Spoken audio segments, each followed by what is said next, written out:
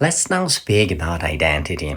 If you enter into deep listening and look at Jesus, you can begin to recognize some fundamental dimensions of our humanity. These are dimensions that belong to all of us, even though each person embodies them in a unique and unrepeatable way. They are healthy ways in which our feelings, thoughts, and desires can become structured and when they are moved by the love that lives within us. It's a creative and open structure. There are many of them. Today we will mention four. The first one is the king and the queen. Yes, within you there is a queen and a king. What does it mean? It means the capacity to choose from within, together with the awareness that in your life there exists a space for action, responsibility, and freedom. The authentic king and queen desire to build love and life, and they treat others as queens and kings too, without needing servants. Think about the royal dignity we receive in baptism, through which we become a people of kings and queens. And notice carefully, this royalty is not domination over others in order to feel important. It is exactly the opposite. However, when the awareness of one's own value becomes wounded, this dimension becomes distorted. Then the king or queen can become controlling or dominating.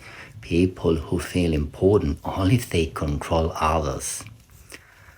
Or one can fall into the opposite extreme, and the two extremes are actually very similar, becoming slaves, dependent, unable to believe in one's own capacity to choose. The second dimension is the dreamer. Within you, there exists a great capacity to conceive something beautiful and to try to bring it into life. We spoke about this already in the module on desire. Within you, there is the ability to recognize that beauty that calls you. And look, life is not fulfilled only when the dream has already come true. Life is already alive while you are walking toward what you truly love, toward the good that you recognize as part of your calling, of your life. Of course, we can dream for ourselves. I would like to grow in this. But you can also dream in the sense of gift. A dream of an educational project, a true relationship, spaces of hope for wounded people, spaces where each person can discover their authentic dream.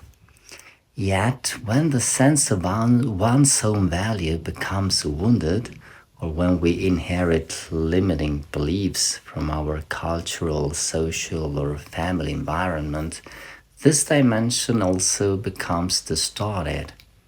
Then we either become dreamers disconnected from reality and concreteness, or cynical people crushed by a reality that seems to suffocate every authentic desire.